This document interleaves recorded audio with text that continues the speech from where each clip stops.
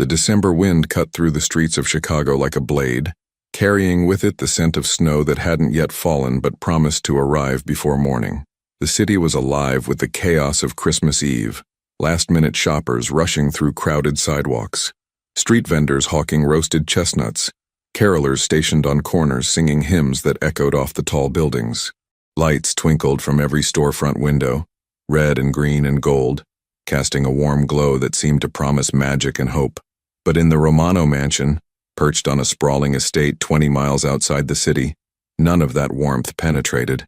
The house was a fortress, 3 stories of stone and steel, surrounded by walls topped with security cameras that swept the perimeter in endless, vigilant rotations. Armed guards stood at the gates, their breath visible in the cold air, hands never far from the weapons concealed beneath their coats. More guards patrolled the grounds, their footsteps crunching on the frozen grass, their eyes scanning for threats that might never come but could never be dismissed. Inside, the mansion was silent. Not the peaceful silence of a quiet evening, but the heavy, oppressive silence of a place where joy had been suffocated by fear.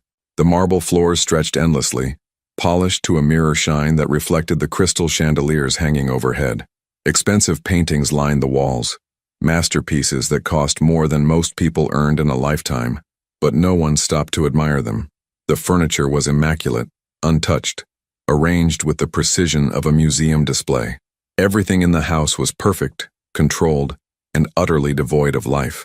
Vincent Romano stood in his office on the 2nd floor, staring out the bulletproof window at the winter landscape beyond. He was 42 years old, though the weight he carried made him feel decades older. Tall and broad-shouldered, with dark hair beginning to silver at the temples, he commanded attention without effort. His suit was custom-tailored, dark gray with subtle pinstripes, fitted perfectly to his frame. A watch that cost more than a car gleamed on his wrist. Everything about his appearance spoke of power, control, and wealth, but his eyes told a different story. They were gray like storm clouds before rain, and they held a coldness that made grown men look away. Vincent Romano was not a man you crossed, not a man you questioned. In the world he inhabited, a world of shadowy dealings, unspoken rules, and swift retribution, his name carried weight. People feared him, respected him, obeyed him without hesitation. He had built his empire on that fear, brick by careful brick, decision by calculated decision. He'd made choices others couldn't stomach, eliminated obstacles others couldn't handle, and never once allowed sentiment to cloud his judgment. Until 6 years ago, until the twins were born. A soft knock on the door pulled him from his thoughts. "Come in," Vincent said, his voice low and measured. The door opened, and Marcus Chen entered.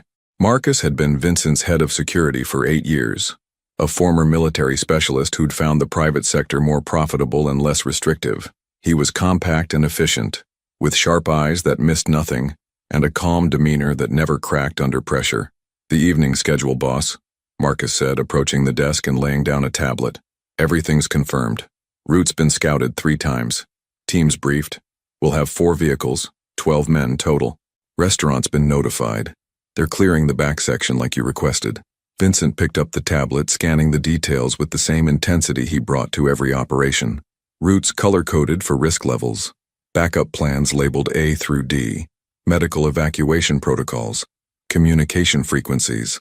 Nothing was left to chance. "Time frame?" Vincent asked. 90 minutes, maximum. In at 7, out by 8:30. That gives us darkness both ways and minimal traffic. Vincent nodded slowly, setting down the tablet. "And the location's secure?" "As secure as any public place can be. Small family restaurant, been there 30 years. Owners, cooperative, understands the situation. No cameras inside except ours. Kitchen staff's been vetted. It's as clean as we're going to get for something like this. Something like this. Taking 2 6-year-old children to dinner on Christmas Eve. An act so simple, so ordinary for millions of families across the country. Yet for Vincent Romano it required the planning and resources of a military operation. "They've been asking about it all week," Vincent said quietly, almost to himself. "Emma, especially. She keeps signing outside and people and Christmas lights. I keep telling myself it's too risky, that anything outside these walls is too dangerous." Marcus was quiet for a moment, choosing his words carefully. "With respect, boss, they're 6 years old. They've barely left this property in their entire lives. At some point. What?" Vincent's voice sharpened. At some point I should just pretend the world is safe? That there aren't a dozen people out there who'd love nothing more than to hurt me by hurting them? No, sir. But isolation is its own kind of hurt. The words hung in the air between them. Vincent's jaw tightened, but he didn't respond. Instead, he turned back to the window, watching the sun sink lower on the horizon, painting the sky in shades of orange and purple. Marcus knew when to press and when to retreat. "I'll make sure everything's ready," he said, moving toward the door. 6:45 departure. "Marcus," Vincent called out, stopping him. "If anything feels wrong, anything at all, we abort. Immediately." "Understood, boss." The door closed with a soft click, leaving Vincent alone with his thoughts once more. 3 floors below in the mansion's east wing, the twins were in their playroom. It was the one room in the entire house that showed signs of actual life. Toys were scattered across the plush carpet, building blocks and stuffed animals and puzzles in various states of completion.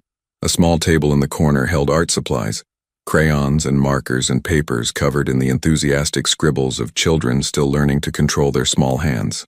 The walls were painted a soft yellow, warmer than the cold whites and grays that dominated the rest of the house, and someone, probably the housekeeper, Mrs. Chen, had put up construction paper decorations for Christmas.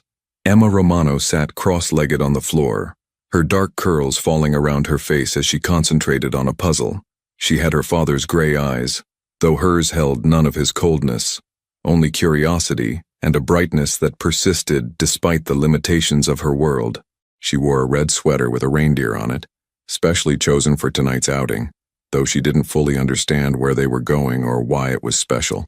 Her brother Liam was at the window, his hands pressed against the glass as he stared at the grounds beyond. He was taller than his sister by an inch, with the same dark hair, but his mother's softer features, or so Vincent had been told. Vincent never spoke about their mother, and the twins had no memories of a woman they'd never known. Liam turned from the window and began signing rapidly to his sister, his small hands forming the shapes with the fluency of a native speaker. "Emma, look, snow, maybe."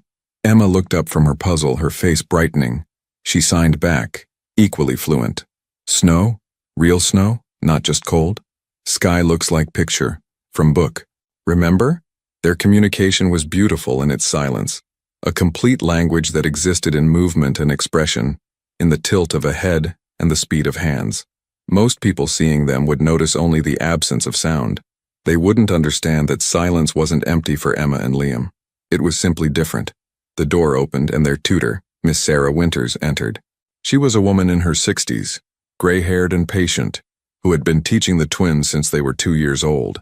She was one of only 3 people in the household who were fluent in American Sign Language, Vincent being another, though his signing was more functional than elegant, and Mrs. Chen knowing only basic phrases. "Good afternoon, my darlings," Miss Winters signed, her movements slow and clear. "Are we excited about tonight?" Both children rushed to her, their faces alight with an excitement that rarely had anywhere to go. "Where are we going?" Emma signed. "Father won't tell us, just says special place." "A restaurant," Miss Winters signed back. "A place where people go to eat dinner together, with tables and chairs and other families." "Other families?" Liam's eyes widened. "Other children?" Miss Winters hesitated. She knew the truth, that the restaurant would be carefully controlled, that the children would be kept separate from other patrons, that this outing was less about normalcy and more about the illusion of it, but she couldn't bring herself to dim the light in their eyes. "Perhaps," she signed, "but remember, we must stay with Father and the security team. We must listen and be careful. Always careful," Emma signed, and there was something sad in the gesture. "Always guards, always watching."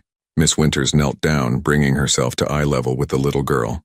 "Your father loves you very much. Everything he does is to keep you safe." "Safe from what?" Liam signed. "We don't understand. What's out there that's so scary? How do you explain the reality of Vincent Romano's world to 6-year-old children? How do you tell them that their father's business, the sources of the wealth that surrounded them, the reasons for the guards and the walls, came with enemies? That there were people who would harm innocent children simply to send a message, to gain leverage, to strike at a man who had struck at them? You don't," Miss Winters thought. "You let them have their childhood innocence for as long as possible. The world can be complicated," she signed carefully.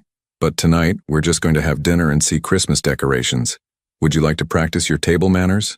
The children groaned in unison. a sound they could make even if they couldn't hear it, a vibration in their throats that expressed their feelings perfectly. Vincent entered the playroom at 6:30, precisely 15 minutes before departure. He changed from his business suit into something slightly less formal, dark slacks, a black sweater, a coat that concealed the firearm he never went without. His presence immediately changed the energy in the room, as it always did. Even his own children felt the weight of his authority. "Father," Emma signed, rushing to him. Liam followed more slowly, always the more cautious of the two. Vincent knelt down, bringing himself to their level, something he did consciously, remembering advice from a child psychologist he'd consulted years ago. Make yourself smaller. Meet them where they are. Show them they matter more than your power. "Are you ready for our adventure?" he signed, his movements less fluid than Miss Winters, but clear enough. "Yes," Emma signed enthusiastically. "Miss Winters says there will be decorations, and other people, and special food.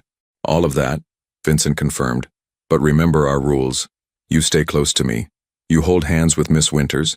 You don't wander off. You don't approach strangers. Understood?" Both children nodded solemnly, signing their agreement. Vincent studied their faces, so young, so innocent, so completely dependent on him for everything. The weight of that responsibility was crushing sometimes. Every decision he made, every risk he calculated, every enemy he created in his business dealings, all of it had consequences that could touch these two small lives. Their mother would have handled this differently, he thought. Not for the first time. Isabella would have known how to balance protection and freedom, how to let them experience the world without drowning in fear. But Isabella had died bringing them into the world, and Vincent was left to figure it out alone. "Come," he signed, standing and offering each child a hand. "The cars are waiting." The convoy assembled in the circular driveway like a small military operation. 4 black SUVs, identical and unmarked, their windows tinted dark enough to be illegal in most states. The lead vehicle carried 3 security personnel. Vincent, the twins, and Miss Winters would ride in the second vehicle with Marcus driving, and another guard in the passenger seat. The third and fourth vehicles carried additional security and equipment. Mrs. Chen stood in the doorway watching as they loaded the children into the car. She'd worked for Vincent for 5 years, and in that time, she'd never seen him take the children anywhere public. Her husband Marcus had briefed her on the plan, and she'd spent the day worrying. "Be safe," she called out, knowing they couldn't hear her but needing to say it anyway. Vincent caught her eye and nodded once, a gesture of acknowledgement and reassurance. Inside the SUV, Emma and Liam pressed their faces to the windows, watching the gates swing open. They'd been through those gates only a handful of times in their lives, always heavily protected, always to medical appointments or the occasional visit to Vincent's private office in the city, never for something as simple as dinner. The world beyond the gates was already dressed for Christmas. Houses they passed had lights strung along roof lines, inflatable snowmen and reindeer in yards, wreaths on doors. The twins signed rapidly to each other, pointing out everything they saw, their excitement building with each block. Vincent watched them, feeling something unfamiliar tighten in his chest. It might have been joy, watching his children experience something so simple, or it might have been fear, knowing how many things could go wrong. With Vincent, it was often hard to tell the difference. Marcus navigated the streets with practiced efficiency, taking a route they'd scouted multiple times. The other vehicles maintained precise distances, close enough for rapid response, far enough to avoid looking like an obvious convoy. To most observers, they'd just look like traffic. "ETA 12 minutes, Marcus said quietly, his voice calm and professional. "Traffic's light. Everything's clear." Vincent nodded, his hand resting on his phone, ready to abort the entire operation if Marcus gave the word. In the back seat, Miss Winters kept the children engaged, signing about the Christmas story, about traditions, about what they might see at the restaurant. She was good at her job, patient and kind, genuinely caring for these isolated children who had so little contact with the world. "Will there be music?" Emma signed. "Like in the books?" Miss Winters glanced at Vincent, unsure how to answer. The children understood intellectually that hearing people experienced sound. They'd read about it, seen videos with captions, but they couldn't truly comprehend what they were missing. "There might be," Miss Winters signed carefully. "But remember, we experience the world differently. We feel vibrations. We see expressions and movements. That's our music." Emma seemed satisfied with this answer, turning back to the window. The restaurant came into view 8 blocks later, a small, family-owned Italian place called Marino's, tucked between a dry cleaner and a bookshop that had been there since the 1950s. It wasn't fancy, wasn't trendy, wasn't the kind of place Vincent Romano would normally be caught in, but that was precisely why Marcus had chosen it. Low profile, established ownership, good sightlines, only 2 entrances, perfect for control. The convoy pulled into the alley behind the restaurant, away from the street traffic. The lead vehicle disgorged its team first, 4 men who immediately secured the perimeter, checking doorways and windows with practiced efficiency. Only when they signaled all clear did Marcus open Vincent's door. "We're good," Marcus confirmed. "Back entrance is clear, sections ready, teams in position." Vincent stepped out, immediately scanning the environment with the instincts that had kept him alive for 2 decades. Then he turned back to help the children out of the SUV. Emma and Liam emerged slowly, their eyes wide as they took in this new environment. Even the alley was exciting to them. Dumpsters and fire escapes and the back doors of businesses, all mundane details that were completely foreign to children who lived behind walls and gates. "Stay close," Vincent signed, taking Emma's hand while Miss Winters took Liam's. They moved as a unit toward the back entrance of Marino's, surrounded by a protective circle of security personnel. To anyone watching, it might have looked excessive, but Vincent knew the statistics, knew how quickly things could go wrong, knew that the world he operated in didn't forgive mistakes. The back door opened, and a nervous-looking man in his 50s appeared, Tony Marino, the owner. He'd been contacted 3 days ago, offered a sum of money he couldn't refuse and given very specific instructions about tonight. "Mr. Romano," Tony said, his voice shaking slightly. "Everything's ready, just like you asked. Back section's completely private. We moved all the other reservations to the front. Your party will have complete privacy." Vincent nodded, not bothering with pleasantries. He stepped inside, pulling Emma with him, his eyes immediately cataloging exits, potential threats, positions of his security team. The restaurant was exactly as advertised, small, old-fashioned, with red and white checkered tablecloths and candles and wine bottles. Christmas decorations hung from the ceiling, paper snowflakes and tinsel and strings of lights. The smell of garlic and tomato sauce filled the air, and somewhere in the front section, Vincent could hear the murmur of other diners celebrating their own Christmas Eves.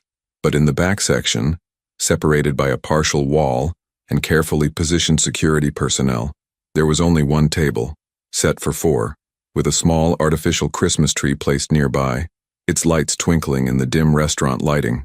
Emma and Liam stopped in their tracks, staring at the scene with wonder.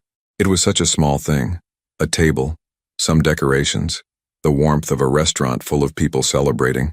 But to children who had spent their entire lives in isolation, it might as well have been a different planet. "Beautiful," Emma signed, her small hands trembling slightly with emotion. Liam just nodded, speechless, taking in every detail with those careful, observant eyes he'd inherited from his father. Vincent felt that tightness in his chest again, watching them. For a moment, just a brief, fleeting moment, he wondered if he'd been wrong, if all the protection, all the isolation, all the careful control had done more harm than good. But then his training kicked back in, his awareness spreading out like radar, cataloging every person in the restaurant, every sightline, every potential problem. He couldn't afford to be sentimental, couldn't afford to let emotion cloud his judgment. His children's safety depended on his vigilance. "Come," he signed, leading them to the table. "Let's sit." As they settled into their seats, Emma bouncing slightly with excitement, Liam still taking everything in, Miss Winters smiling gently at both of them, Vincent caught Marcus's eye across the room. Everything secure. Marcus signed with subtle gestures they'd developed over years of working together. Vincent nodded slightly, then turned his attention back to his children. For 90 minutes, he told himself, he could give them this small taste of normalcy, this brief window into the world that other children took for granted. 90 minutes, then back to the safety of the fortress, back to the silence. But for now, for this moment, he watched Emma point excitedly at the Christmas tree, watched Liam carefully examine the menu even though he couldn't read most of it yet, and allowed himself to believe, just for a moment, that perhaps this could work, that perhaps they could have this. The waitress who would change everything hadn't arrived at their table yet. That moment was still ahead, still waiting to unfold. For now, Vincent Romano sat with his children in a small Italian restaurant on Christmas Eve, surrounded by guards and walls of his own making, and tried to remember what it felt like to simply be a father. It was harder than any business deal he'd ever negotiated, and far more terrifying than any enemy he'd ever faced. Sarah Mitchell's feet were aching. It was barely 7 o'clock on Christmas Eve, and she'd already been on her shift for 9 hours straight. Her lower back throbbed with that familiar pain that came from carrying heavy trays and standing on unforgiving tile floors. Her hands smelled like garlic and dish soap, and there was a stain on her apron from when a customer's child had knocked over a glass of cranberry juice during the early dinner rush. But she smiled anyway because that's what you did when you worked for tips and needed every dollar. "Table 6 needs refills," Marco called from behind the counter, wiping down the espresso machine with practiced efficiency. Marco was Tony Marino's son, a stocky guy in his 30s who'd been working at his father's restaurant since he was old enough to bus tables. "And table 3 is ready for their check." "Got it," Sarah replied, grabbing the water pitcher and heading toward the front section of the restaurant. Marino's was packed tonight, as it always was on Christmas Eve. The Marino family had been serving Italian food in this neighborhood for 3 generations, and for many locals, eating here on holidays had become a tradition. The restaurant had that warm, lived-in feel that fancy places could never quite replicate. Walls covered in family photographs, mismatched chairs that had been repaired a dozen times, the kind of atmosphere that made you feel like you were eating in someone's home rather than a business establishment. Sarah had been working at Marino's for 2 years, ever since she'd moved to Chicago from a small town in Indiana. It wasn't glamorous work, and the pay was barely enough to cover her tiny studio apartment and her brother's expenses.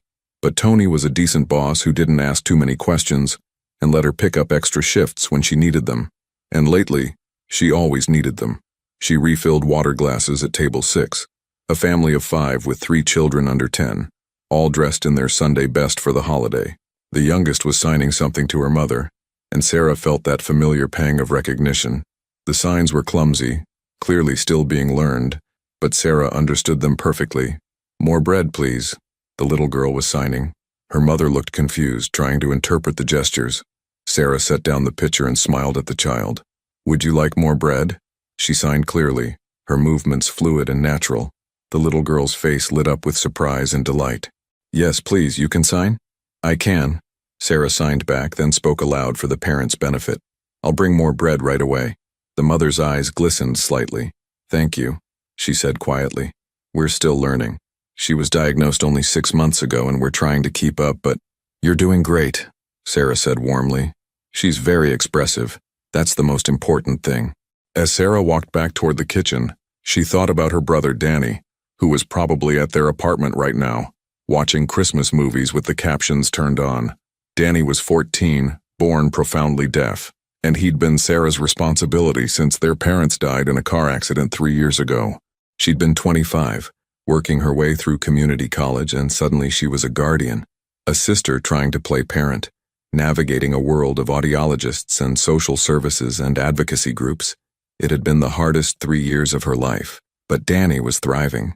He was in a good school, had friends, was learning and growing, and if Sarah had to work double shifts on Christmas Eve to make that possible, then that's what she'd do. "Sarah!" Tony's voice cut through her thoughts, urgent and low. He gestured for her to come to the kitchen, his expression tense in a way she'd never seen before. She pushed through the swinging door, worried something had gone wrong. "What's up, Tony? Everything okay?" Tony glanced around the kitchen where the cooks were busy with orders, then pulled Sarah aside near the dry storage area. "Listen, I need you to handle something for me tonight. Something unusual." "Okay," Sarah said slowly, her instincts prickling. "What kind of unusual?" "There's a private party in the back section. Very private, very important. They've requested complete discretion, and they're paying extremely well for it." Tony rubbed his face, looking uncomfortable. "I need you to be their server. Only you. No one else goes back there. You take their orders, bring their food, handle everything, and you don't talk about it afterward. Not to the other staff, not to anyone. Understood?" Sarah's unease grew. "Tony, what's going on? Who are these people?" "People who value their privacy," Tony said carefully. "Look, I can't tell you more than that, but I can tell you that everything's legitimate. There's nothing illegal happening, and you'll get a tip that'll probably cover your rent for 2 months. Can you do this?" Sarah thought about Danny, about the bills stacked on her kitchen counter, about the new hearing aid he needed that insurance only partially covered. She thought about her pride, her instincts that were telling her this was strange, possibly risky. Then she thought about reality. "Yeah," she said. "I can do it." Tony's shoulders sagged with relief. "Thank you. Just be professional, be quiet, and don't ask questions. They'll let you know what they need." He handed her a small notepad and pen, then pointed toward the partial wall that separated the back section from the main dining area. Sarah had worked here for 2 years and couldn't remember that section ever being closed off like this. She smoothed down her apron, tucked a strand of her light brown hair back into her ponytail, and took a deep breath. Whatever this was, she could handle it. She'd handled harder things. Sarah stepped around the partition and immediately understood why Tony had been nervous. The back section had been transformed. All the tables except one had been removed, creating an open space that felt more like a private dining room than part of a restaurant. The single remaining table was set for 4, with cloth napkins instead of paper, real wine glasses instead of the usual cheap tumblers, and a small Christmas tree positioned nearby with carefully arranged presents underneath it. But what really caught her attention were the men. There were at least 5 of them positioned around the room's perimeter, standing rather than sitting, their postures alert and watchful. They were all wearing dark clothing, suits or tactical gear, she couldn't quite tell in the dim lighting, and they all had the same hard-eyed, observant look that made Sarah's instincts scream danger. Security. These were security personnel. What kind of family needed this level of protection for a Christmas Eve dinner? At the table sat a man who could only be described as commanding. He was in his 40s, broad-shouldered and impeccably dressed despite the casual setting. His dark hair was streaked with gray at the temples, and his face had the kind of sharp, angular features that would photograph well but seemed carved from stone in person. He sat with perfect posture, his hands resting on the table, his eyes scanning the room with the constant vigilance of someone who never truly relaxed. Next to him were 2 children, twins, Sarah realized immediately. A boy and a girl, maybe 6 years old, with matching dark curls and wide gray eyes that held a mixture of excitement and nervousness. They were dressed nicely, the girl in a red sweater and the boy in a button-down shirt, and they were looking around the room with the wonder of children who didn't get out much. An older woman sat on the children's other side, gray-haired and gentle-looking, her posture protective as she kept one hand on each child's shoulder. Sarah approached the table, her professional smile in place despite her racing thoughts. "Good evening. Welcome to Marino's.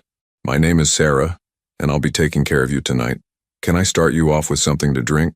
The man, clearly the father, looked at her with those cold gray eyes, assessing her in a way that made her feel like she was being catalogued and evaluated for threats. Water for everyone. No ice in the children's glasses. His voice was low and controlled, the kind of voice that was used to giving orders and having them followed without question. "Of course," Sarah said, writing it down even though it was simple enough to remember. "I'll be right back with those." As she turned to leave, she noticed something. The little girl was signing to her brother, her hands moving in quick, fluid gestures. The boy signed back, his movements equally natural. Sarah's step faltered slightly. The children were deaf.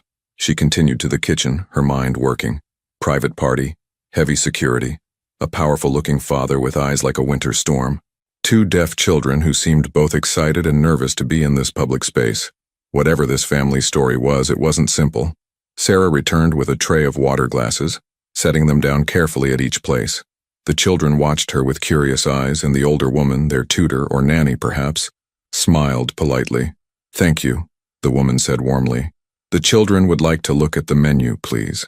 Sarah distributed the menus, noting that the children immediately opened theirs and began pointing at the pictures, signing rapidly to each other.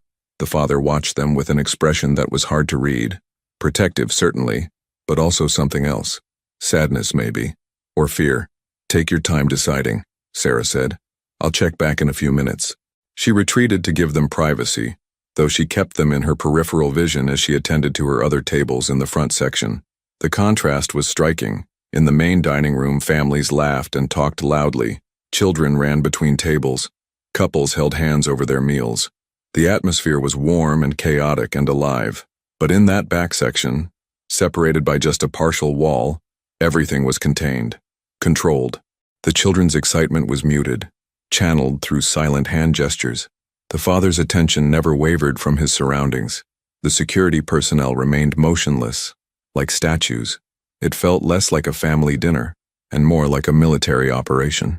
5 minutes later, Sarah returned to take their orders. The older woman spoke for the group, having apparently consulted with the children. The children would both like the spaghetti with butter and cheese.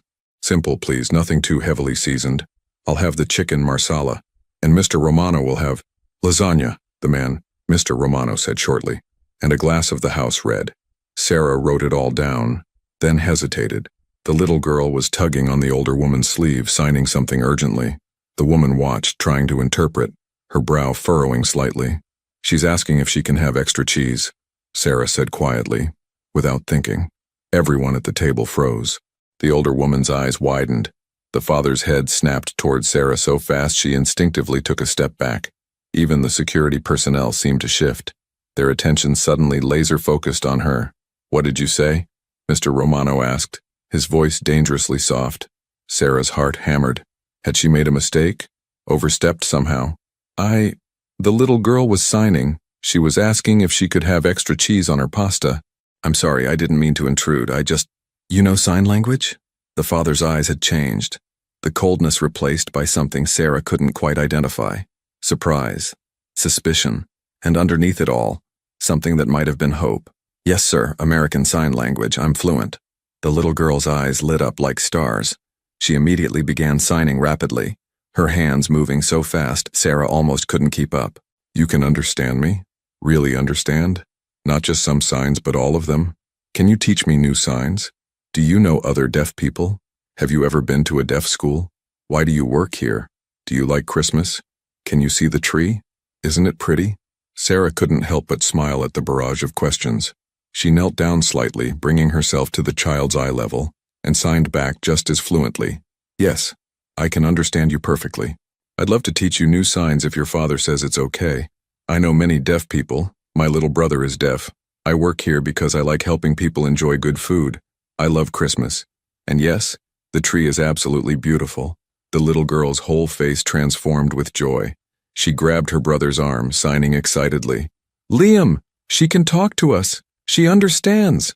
The boy, Liam, looked at Sarah with more caution than his sister, but there was curiosity in his eyes too. He signed slowly, carefully. What's your name? My name is Sarah, she signed back. What are your names? I'm Emma, the girl signed, practically bouncing in her seat. And this is Liam. We're twins. We're 6 years old. We've never met someone outside our house who can sign. Well, except Miss Winters and Father and some of the staff, but they learned for us. You already knew how. Sarah glanced up at the father, Mr. Romano, who was watching this interaction with an expression that was impossible to read. The older woman, Miss Winters apparently, had tears in her eyes. Is it all right if I communicate with them? Sarah asked carefully, standing back up and addressing the adults. I don't want to overstep. Mr. Romano was silent for a long moment, his jaw working as if he was grinding through some internal decision. Finally, he nodded once, sharply. It's fine. But his eyes never left Sarah, watching her with an intensity that made her acutely aware of every movement she made. Emma immediately started signing again. Can you tell us about the restaurant? We've never been to one before. Not really. Father says we went when we were babies, but we don't remember. What do all these people do here? Why is it so busy? Do they all know each other? Sarah's heart clenched at the innocent questions. These children had never been to a restaurant before. At 6 years old, what kind of life were they living? She signed back patiently. A restaurant is where people come to eat food they didn't cook themselves. All these families are here celebrating Christmas Eve together. Most of them don't know each other. They just all chose to come to the same place. See that family over there? She pointed subtly toward the main dining room, where a multi-generational group was laughing loudly. They're probably grandparents, parents, and children all having dinner together to celebrate the holiday. Can we see them? Liam signed, his caution giving way to curiosity. Can we go look? Mr. Romano's response was immediate and firm. No. The word carried such finality that both children's faces fell. Emma's eyes glistened with disappointment, but she didn't argue. She'd clearly heard that tone before and knew better than to push. Sarah felt a surge of sympathy for these kids, whatever their father's reasons, and she suspected they were complex and probably justified in his mind. The children were paying the price for their isolation. I'll put your orders in, she said gently, speaking aloud for Mr. Romano's benefit while signing simultaneously for the children.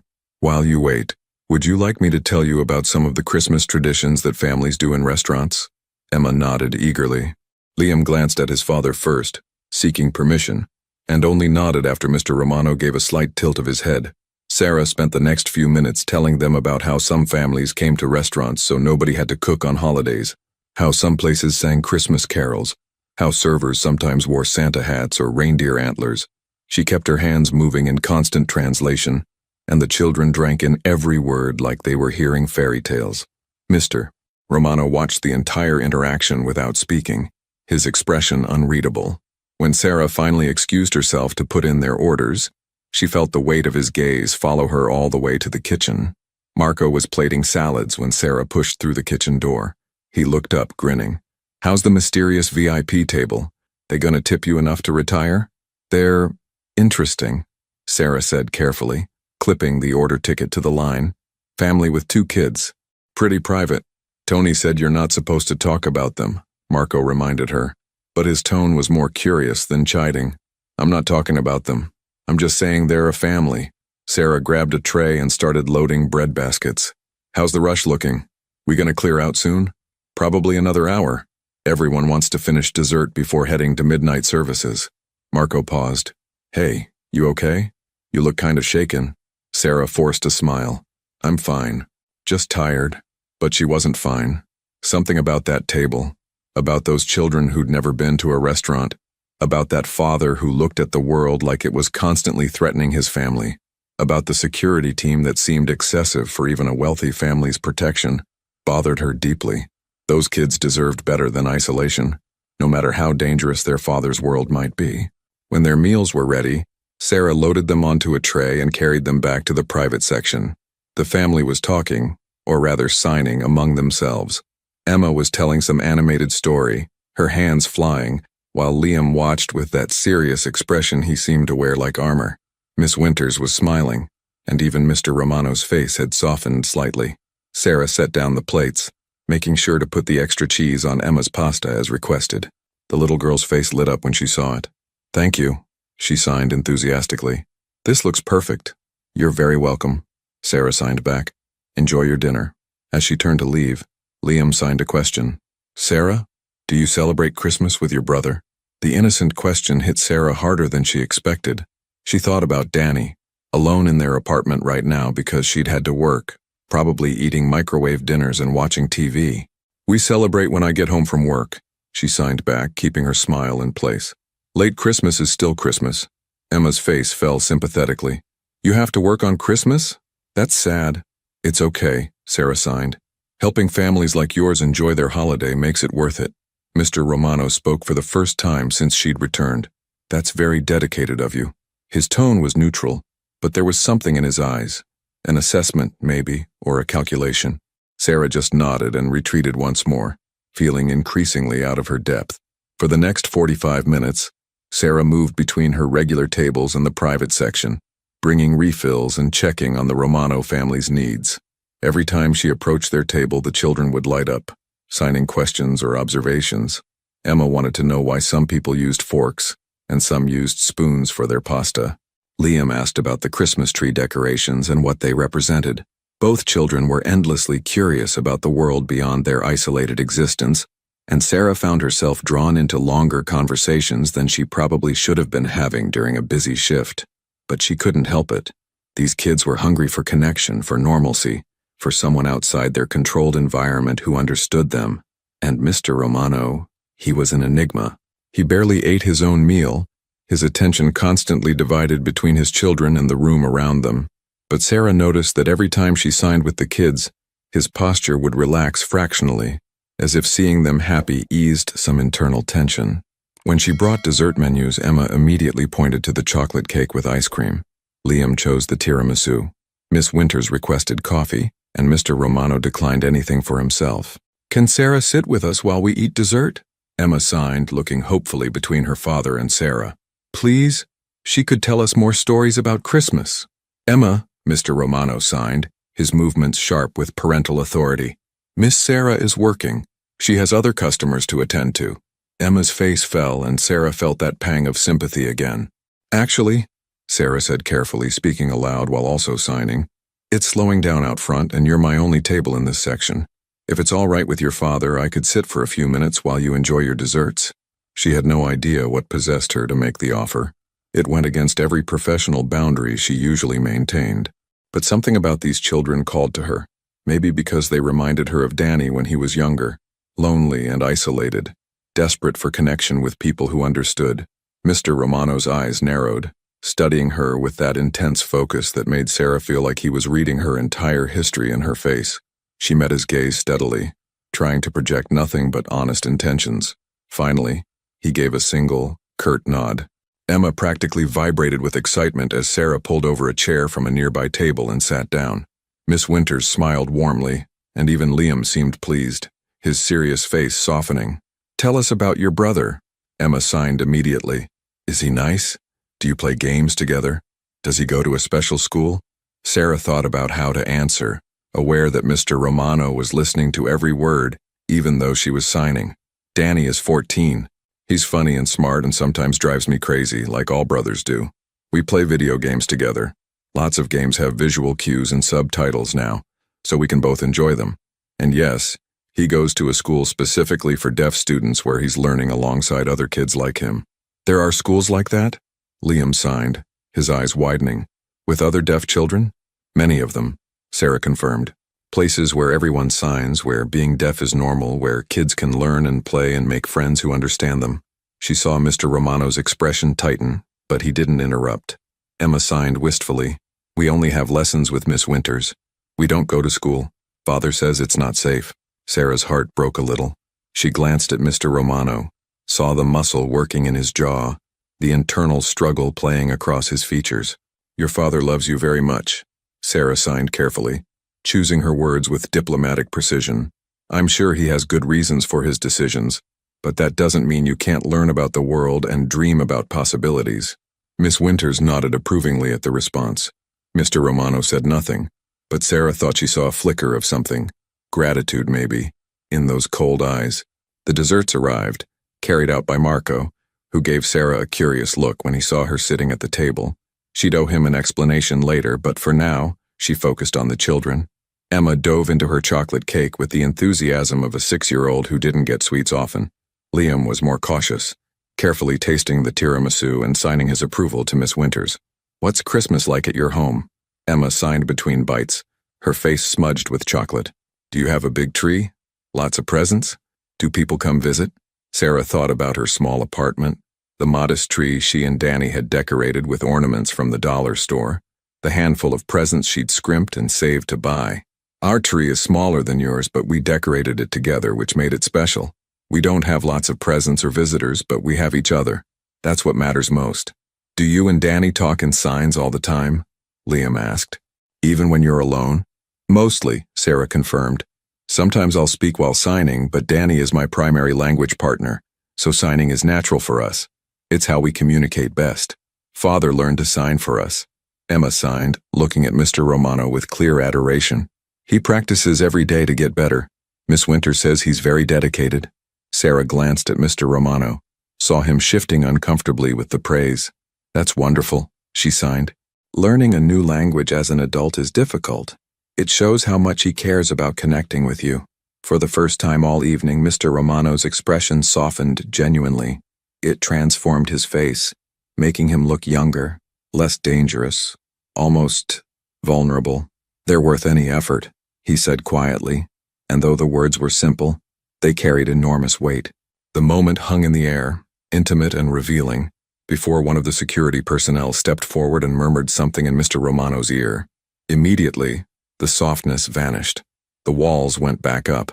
Mr. Romano checked his watch and nodded curtly. "We need to leave," he announced, signing simultaneously for the children. "It's getting late." "Already?" Emma signed, disappointed. "But we were having such a nice time. We've been here 90 minutes. Mr. Romano responded, his tone brooking no argument. That was the agreement. 90 minutes. Precisely the time frame Tony had mentioned. This entire evening had been planned down to the minute. Sarah stood, stepping back to give them space. "I'll get your check." "That won't be necessary," Mr. Romano said, pulling a money clip from his pocket. He counted out bills without looking at them. Hundreds, Sarah realized with shock, and placed them on the table. It was easily 4 or 5 times what the meal cost. "Sir, that's too much," Sarah protested automatically.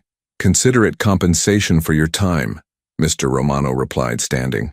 "And for your discretion. We were never here. You never saw us. Understood?" There was no threat in his voice, but there didn't need to be. The message was clear. "Understood," Sarah agreed. Emma rushed forward, grabbing Sarah's hand. "Thank you for talking to us," she signed with one hand, tears glistening in her eyes. "This was the best night ever." Liam joined his sister, signing more formally. "It was an honor to meet you, Miss Sarah.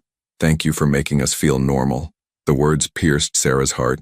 These children just wanted to feel normal. And apparently, 90 minutes in a restaurant with someone who could communicate with them naturally was the highlight of their isolated lives. "It was my honor," Sarah signed back, crouching down to their level. "You two are wonderful kids. Don't ever forget that you deserve happiness and connection, and all the normal things other children have." She saw Mr. Romano tense at the implicit criticism in her words, but she didn't take them back. These kids needed to hear it. Miss Winters gathered the children, preparing to leave. The security team moved into formation around them, creating that protective bubble again. Mr. Romano paused before following them, looking at Sarah with an expression she couldn't read. "You were kind to my children tonight. That's not something I'll forget." "They're easy to be kind to," Sarah replied. "They're good kids who deserve more than—" She stopped herself, knowing she was overstepping. "More than what?" Mr. Romano asked, his voice dangerously quiet. Sarah met his eyes, refusing to back down despite every instinct screaming at her to be careful. "More than walls and isolation. They deserve friends and experiences and the chance to be children in the real world." For a moment she thought she'd gone too far. Mr. Romano's face hardened, and she could feel the tension radiating from the security team. Then, unexpectedly, he nodded slightly. "Perhaps you're right, but the real world is dangerous for children like mine. More dangerous than you could possibly understand." "Maybe," Sarah conceded, "but a cage is still a cage, even if it's gilded and well-intentioned." The words hung between them, challenging and honest. Mr. Romano's jaw tightened, but he didn't respond. Instead, he pulled a business card from his pocket and placed it on the table next to the cash. "If you're ever in need of work that pays better than this, call that number. Ask for Marcus, tell him Vincent sent you." Vincent. So that was his first name. "I'm fine where I am," Sarah said, though she pocketed the card anyway. Rent was rent after all. The offer stands regardless. Vincent Romano turned to leave, then paused once more. "And Miss Mitchell, yes, I know your name, I know where you live, and I know about your brother. If I were a different kind of man, that knowledge might worry you. But I'm giving you my word that no harm will come to you or your family as a result of tonight. You showed my children kindness when you didn't have to. That means something." The casual revelation that he'd investigated her should have been terrifying. Instead, Sarah just felt tired. "I showed them kindness because they're kids who needed it, not because I wanted anything from you." "I know," Vincent said quietly. "That's precisely why it matters." He walked away, and the Romano family disappeared into the cold December night, surrounded by their security detail, leaving Sarah standing alone in the empty back section with a table full of cash and more questions than answers. Marco found her 5 minutes later, still standing there staring at the money on the table. "Holy," he breathed, seeing the bills. "Sarah, how much did they leave you?" "Too much," Sarah murmured, finally moving to collect the cash. She counted it quickly. $800. For 90 minutes of work. "Who were they?" Marco asked. "Celebrities? Politicians? Some kind of witness protection family?" "I don't know," Sarah lied, remembering Vincent's request for discretion. "Just a private family who valued their privacy." She cleaned the table mechanically, her mind replaying the evening. Those children's faces when they realized she could communicate with them. The way Emma had hugged her before leaving. Liam's careful thank you. Vincent Romano's cold eyes that had briefly shown warmth when he looked at his kids. And his warning about the real world being dangerous for them. What kind of life did that man live that required such extreme security? What had he done, or what had been done to him, that made him believe his children couldn't safely experience a normal childhood? Sarah finished her shift in a daze, deflecting Marco's questions, avoiding Tony's knowing looks. When she finally clocked out at 10:30, She stood in the cold December air outside Marino's, the business card heavy in her pocket. She should throw it away, should forget this entire strange encounter. But she thought about Emma and Liam, trapped in their fortress of safety, desperate for connection with the world. And she thought about Vincent Romano's face when his children smiled. Sarah pulled out her phone and called Danny. "Hey." She signed into the video call when his face appeared on screen. "Merry Christmas. I'm coming home. Want to watch a movie?" Danny's face lit up and he signed back enthusiastically. "Finally, I've been waiting all night. Everything okay? You look weird." "Yeah," Sarah signed, smiling despite everything. "Just had an interesting night at work. I'll tell you about it later. Love you." "Love you too," Danny signed back. As Sarah walked toward the bus stop, snow finally beginning to fall on Chicago's streets, she made a decision. She didn't know what Vincent Romano's story was, and she probably never would.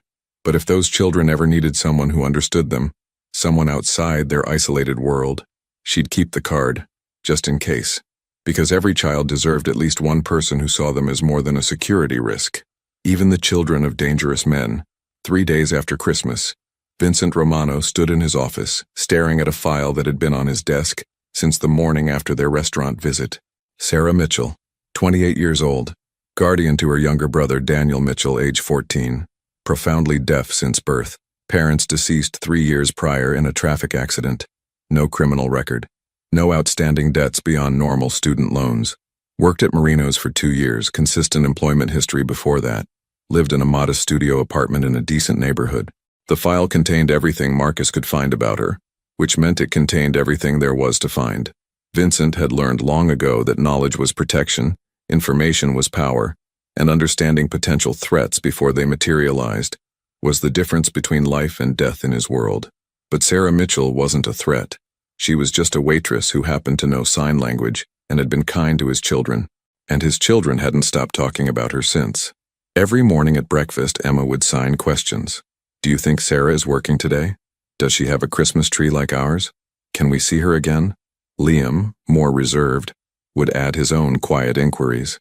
"Father, do you think there really are schools where all the children sign? Where Emma and I could have friends?" Miss Winters had pulled Vincent aside yesterday with a gentle but firm observation. "Those children experienced more joy in 90 minutes with that young woman than I've seen from them in months. They felt understood, normal, connected to the world." Vincent closed the file and turned to look out the window at the snow-covered grounds.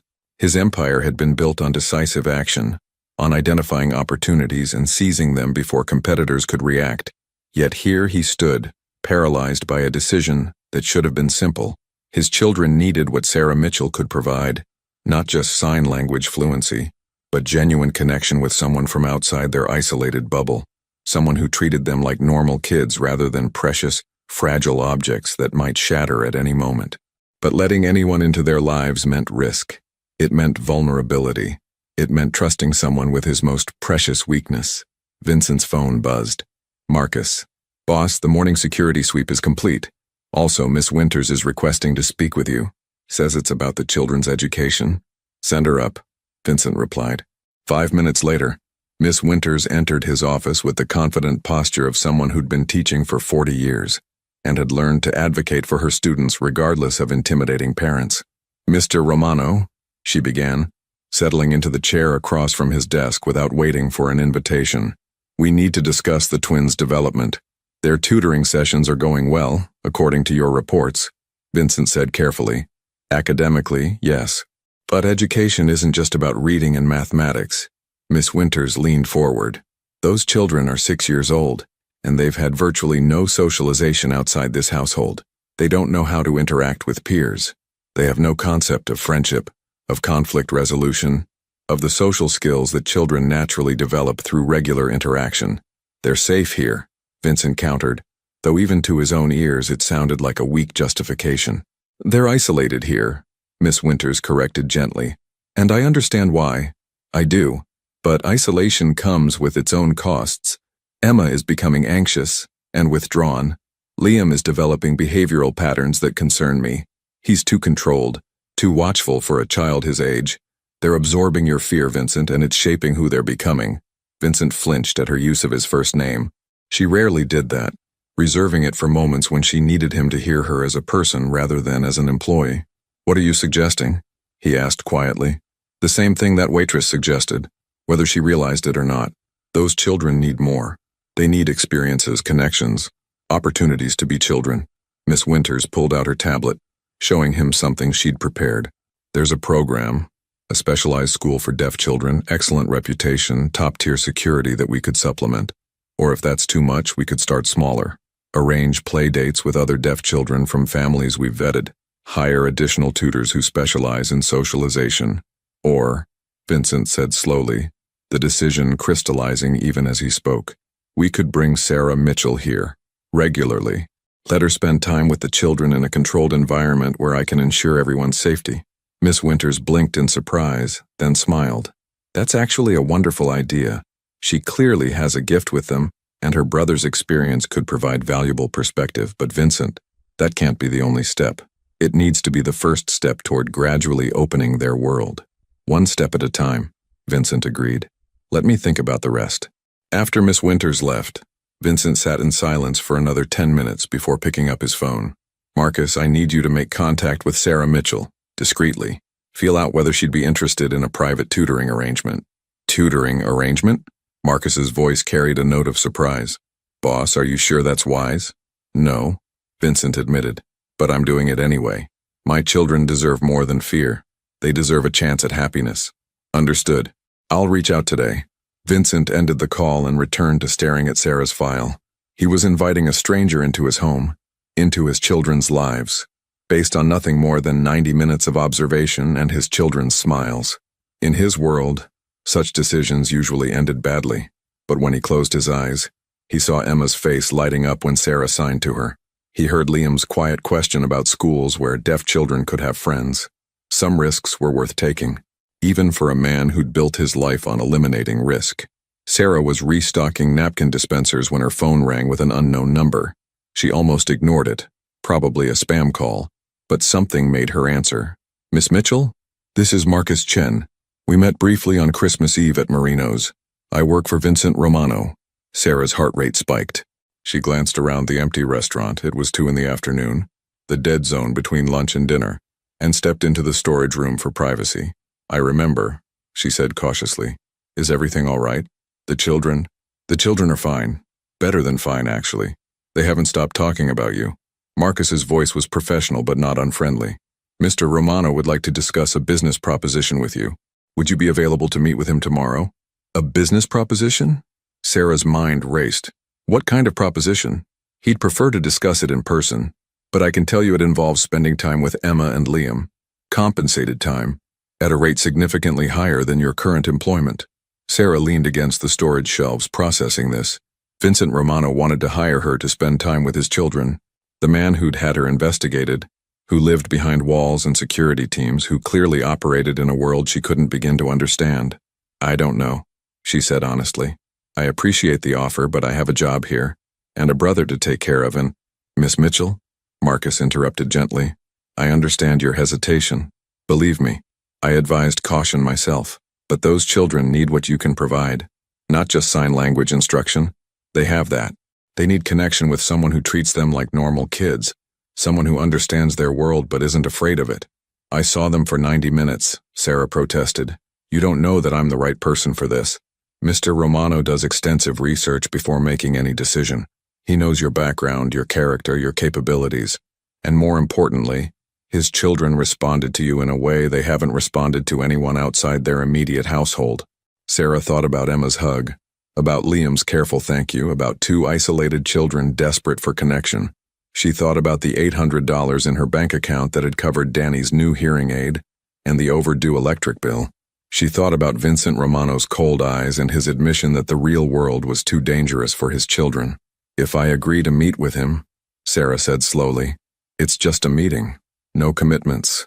And I want to know exactly what this proposition involves before I make any decisions." "Completely reasonable," Marcus agreed. "Tomorrow at 2, I can send a car to pick you up." "No car," Sarah said firmly. "Give me an address, and I'll take public transportation. I'm not getting into vehicles with strangers, no matter how well-intentioned." She heard what might have been a chuckle. "Smart. I'll text you the address." It's a coffee shop in Lincoln Park, public and safe. Mr. Romano will meet you there. After hanging up, Sarah stood in the storage room for a long moment, staring at her phone. This was insane. She should delete the text when it came. Forget about the Romano family. Focus on her own life. But she kept seeing Emma's face, hearing her sign. This was the best night ever. Every child deserved more than walls and isolation, even if helping them meant stepping into a world she didn't understand.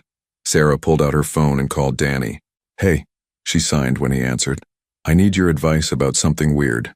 The next afternoon, Sarah arrived at the coffee shop 15 minutes early, wanting to scope out the location and settle her nerves. The place was upscale but not ostentatious. Exposed brick walls, local art displays, the smell of expensive espresso filling the air. Vincent Romano sat in the back corner, positioned so he could see both exits. He wore civilian clothes, dark jeans and a sweater, but somehow still looked like he was conducting a business deal. Two of his security team sat at separate tables, trying and failing to look like normal customers. Sarah approached slowly, her backpack slung over one shoulder, very aware that she was wearing her work clothes and probably smelled like restaurant grease. Vincent stood as she approached, a gesture of respect she hadn't expected. "Miss Mitchell, thank you for coming." "Mr. Romano." Sarah sat across from him, declining the menu the barista brought over. "Let's skip the pleasantries. What exactly do you want from me?" A ghost of a smile touched Vincent's lips. "Direct. I appreciate that." He folded his hands on the table. "My children need what you can provide. Not just sign language fluency. They have excellent instruction in that. They need exposure to someone from outside their isolated world. Someone who can help them understand that being deaf doesn't mean being limited. They need friends their own age," Sarah said bluntly. "They need school, socialization, normal childhood experiences. Eventually, perhaps. But right now they need a bridge. Someone who can help them transition from their protected environment to something more open." Vincent's jaw tightened. "I'm not naive, Miss Mitchell. I know my children's lives aren't normal. I know the isolation has costs. But the alternative is worse." "What alternative?" Sarah asked. "What are you so afraid of?" Vincent was quiet for a long moment, weighing how much to reveal. "I've made enemies in my line of work. People who would harm my children to hurt me. That's not paranoia. It's documented fact. 3 years ago, there was an attempted breach of our security. 2 years before that, credible threats that required us to relocate temporarily. My children's safety isn't theoretical." Sarah absorbed this, understanding clicking into place. "So you want me to come to your fortress and give them supervised glimpses of normalcy, while you maintain total control of the situation?" "Yes," Vincent said simply. 3 times a week, 3 hours per session. You'd work with them on language, social skills, share stories about your brother and the deaf community. Help them understand there's a world beyond our walls that they might someday safely access. In exchange, I'll pay you more than you currently make in a month." He named a figure that made Sarah's breath catch. "That's too much," she said automatically. "That's what their happiness is worth to me." The simple honesty in his voice disarmed her. This dangerous man with his security team and his secrets just wanted his children to smile. "I'd need to bring Danny sometimes," Sarah said. "My brother. He could help them see what life as a deaf teenager looks like. Show them it's possible to be happy and independent." Vincent nodded. "I'd want him vetted first, but yes, that could be valuable. And I'm not signing anything that prevents me from walking away if I feel uncomfortable, or if I think what's happening isn't healthy for the children." "Agreed." Sarah studied him, this complicated man who'd built a fortress to protect his children while accidentally imprisoning them. "Why me? You could hire professional therapists, specialized educators, people with actual credentials." "Because my children smiled when they were with you," Vincent said quietly. "Real, genuine smiles I haven't seen in months. Because you treated them like kids who deserved more, not like fragile objects to be protected. Because you challenged me to my face about their isolation, when most people are too intimidated to question anything I do." He leaned forward slightly. "I don't need someone who's afraid of me, Miss Mitchell. I need someone who cares more about my children's welfare than about pleasing their employer. Based on Christmas Eve, that's exactly what you are."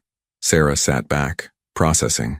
This could solve her financial problems, could help 2 isolated children who needed connection, could even provide Danny with a unique opportunity to mentor younger deaf kids. But it also meant entering Vincent Romano's world, whatever that actually meant. "1-month trial," she finally said.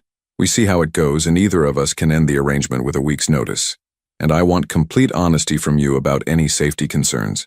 If there's a credible threat, I need to know so I can make informed decisions." "Deal," Vincent said immediately. "When can you start?" "After I talk to Danny and think about this for 24 hours. Sarah stood, slinging her backpack over her shoulder. "This is the strangest job offer I've ever received, Mr. Romano. I need to make sure I'm making the right decision."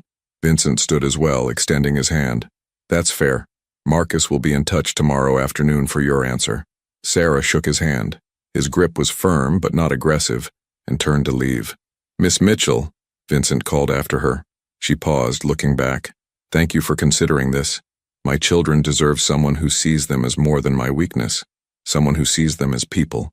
Sarah met his eyes, saw the vulnerability beneath the cold exterior. "They're not your weakness, Mr. Romano. They're your humanity.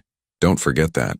She walked out of the coffee shop into the cold afternoon, her mind spinning with possibilities and concerns. Behind her, Vincent Romano sat back down, a genuine smile on his face for the first time in weeks.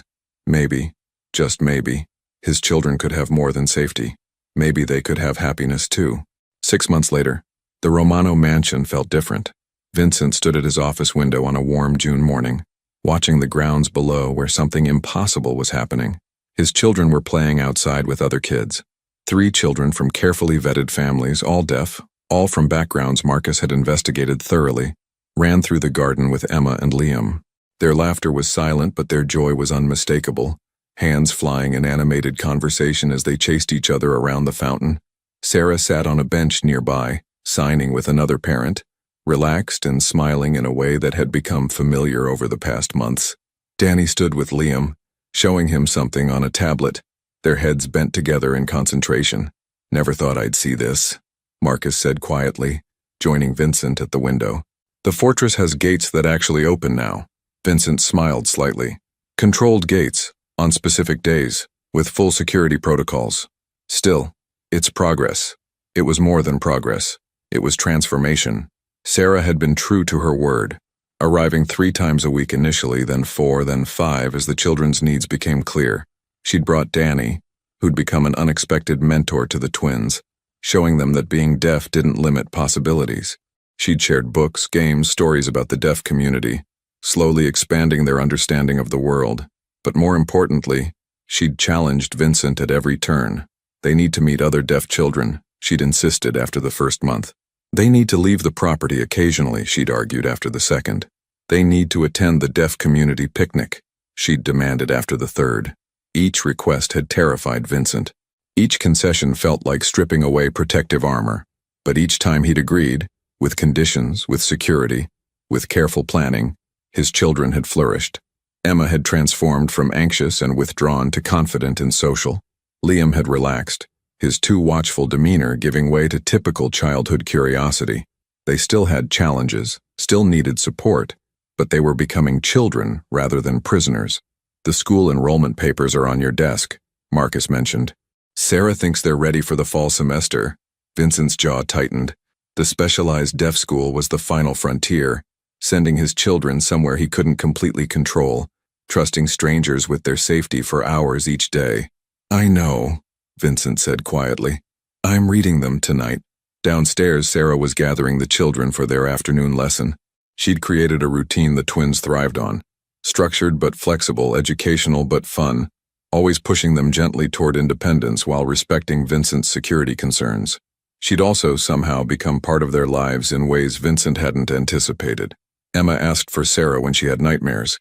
Liam shared his drawings with her first, before anyone else. And Vincent had found himself seeking her opinion on decisions that had nothing to do with education. She'd become trusted, essential, important, and that terrified him more than any business threat ever had. That evening, after the playdate ended and the other families left, Sarah found Vincent in his office. "We need to talk about September," she said, settling into the chair across from his desk without invitation, a familiarity she'd earned over months of challenging him. "The school," Vincent said, not looking up from the enrollment papers. "Yes, Emma and Liam are ready, more than ready. They need this next step." Vincent set down his pen, finally meeting her eyes. "You're asking me to send them into a situation where I can't protect them completely." I'm asking you to trust that you've raised strong, capable children who deserve the chance to thrive." Sarah leaned forward. "Vincent, you've done an incredible job adapting. 6 months ago, these kids barely left the property. Now they have friends, experiences, confidence, but they can't stay in this bubble forever. What if something happens?" Vincent's voice was raw with honest fear. "What if my enemies? What if they grow up so protected that they can't function in the world?" Sarah interrupted. "What if your fear damages them more than any external threat could?" The words hung between them, challenging and true. Vincent looked past her to the window, where twilight was painting the sky in shades of purple and gold. "Their mother would know what to do," he said quietly. "She would have balanced everything perfectly. I'm just improvising." "You're doing better than improvising," Sarah said gently. "You're learning to be the father they need, not just the protector you think they require. That takes courage." Vincent met her eyes, seeing understanding there rather than judgment. "When did you become so wise about parenting?" "When I became Danny's guardian at 25 with no idea what I was doing." Sarah smiled. "We're both just figuring it out as we go. The difference is you're finally willing to admit it." Silence stretched between them, not uncomfortable but weighted with unspoken things. "Enroll them," Vincent finally said. "Full security detail, vetted teachers, emergency protocols in place. But yes, they can attend school." Sarah's face lit up. "They're going to be so excited." "Don't tell them yet. I need time to prepare." Vincent hesitated, then added, "Thank you, Sarah, for pushing me, for seeing what they needed when I was too afraid to look. That's what friends do," Sarah said simply, standing to leave. "Friends," Vincent repeated, tasting the word. He had employees, associates, business connections. But friends? That was a category he'd thought closed to him years ago. Sarah paused at the door. "Vincent, your children aren't your weakness. They never were. They're your strength. They're the reason you're becoming a better man." After she left, Vincent sat in the gathering darkness, thinking about transformation and trust and the terrifying beauty of letting go. 3 months later, on the first day of school, Vincent stood with Sarah at the entrance to the Chicago School for the Deaf, watching Emma and Liam walk through the doors with their new backpacks and nervous smiles. Security was everywhere. His team, the school's protocols, emergency plans that had taken weeks to finalize. But for once, Vincent wasn't focused on the risks. He was watching his children step into their future. "They'll be fine," Sarah said quietly, her hand briefly touching his arm. "I know," Vincent replied, surprised to find he meant it. Emma turned back at the door, signing across the distance. "Love you, Father," Liam added. "Thank you for letting us come."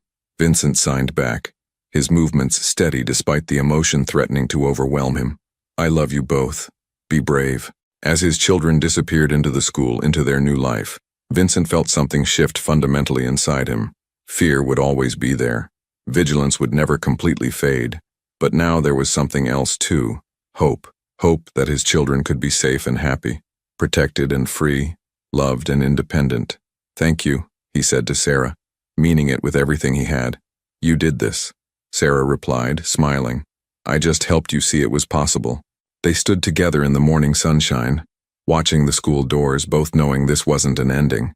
It was a beginning. For Emma and Liam, who were finally experiencing the childhood they deserved. For Vincent, who was learning that love meant letting go as much as holding on. And for Sarah, who'd walked into a fortress and helped transform it into a home. The Mafia Bosses twins were born deaf, and what started with a simple act of kindness on Christmas Eve had changed everything.